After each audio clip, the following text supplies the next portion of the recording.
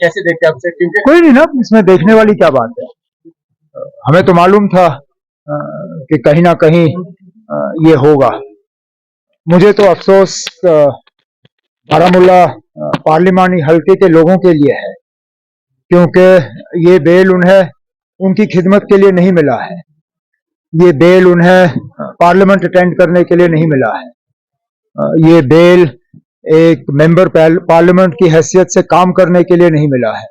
ये बेल मिला है सिर्फ और सिर्फ यहाँ वोट हासिल करने के लिए, और उसके बाद इनको वापस तिहाड़ लेना पड़ेगा, और नॉर्थ कश्मीर के लोग दोबारा एक नुमाइंदे के बिना होंगे।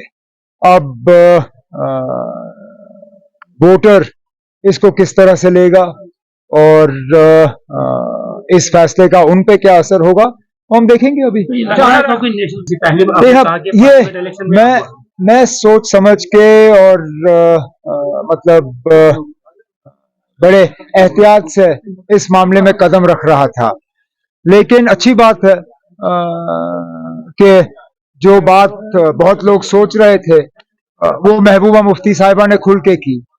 उन्होंने तो सीधा सीधा कहा है कि इंजीनियर रशीद साहब बीजेपी के कहने पे काम कर रहे हैं, और सवाल उठाया कि ये जो सारा पैसा खर्च हो रहा है उनके उम्मीदवारों पे, ये पैसा आ कहां से रहा है।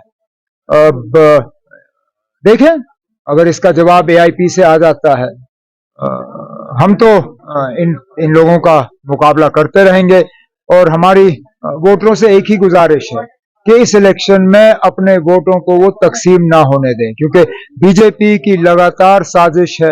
और जैसे वजीर दाखिला ने अपने प्रेस कॉन्फ्रेंस में कहा, वो एआईपी, पीसी, इन बाकी पार्टियों के साथ कल हुकूमत बनाने के लिए तैयार होंगे। तो लोगों को अगर बीजेपी की हुकूमत बनानी है तो इन तंजीमों की मदद करें। वो उमर साहब, आप लगातार अलायंस की बात कर रहे हैं, लेकिन एक तरफ आपके जो इत्तेहादी है, एक अलायंस पे सुनिए, वो बेवकूफ है बानिहाल वाला, उसको अपनी जबान पे कंट्रोल नहीं है, लेकिन उसकी अपनी पार्टी ने उसके बयान को जो है उसके खिलाफ एक बयान जारी किया है। अब वो बानिहाल वालों को इतनी फ्रस्ट्रेशन क्यों है, उसको अपनी जबान पे कंट्रोल क्यों नहीं, मुझे इसका जवाब मेरे पास है नहीं, लेकिन कम से कम कांग्रेस की तरफ से उसके बयान को नोटिस किया गया, और उसके खिलाफ कांग्रेस पार्टी ने अपनी आवाज उठाई। हमारे लिए ये मामला वहीं पे खत्म हो जाता है।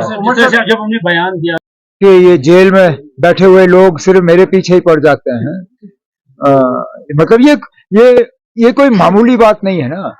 इंजीनियर रशीद का एक बार लड़ना मैं समझ सकता हूं कि ये कोइंसिडेंस है, ये ऐसे ही हुआ, लेकिन इस इलेक्शन में एक आदमी को 2 सीटों पे लड़वाना, और एक पे तो चलिए उनका निशाना ठीक रहा, वो गांधरबल आए, दूसरे पे उनका निशाना गलत रहा। वो उम्मीद कर रहे थे कि मैं बीरवा से कागज भरूंगा, मेरा बड़गाम से कागज भरने का इरादा था।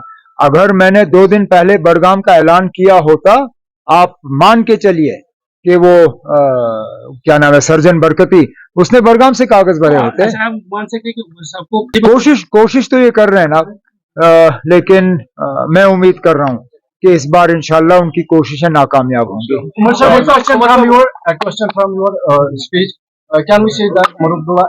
है ना, ये आपको आज कोई नई बात मैं नहीं कह रहा हूं, मैंने तो साफ तौर अपनी तकरीरों में कहा है कि इंडिपेंडेंट को वोट देना बीजेपी को वोट देने के बराबर है। अगर आप बीजेपी को बाहर रखना चाहते हो तो नेशनल कॉन्फ्रेंस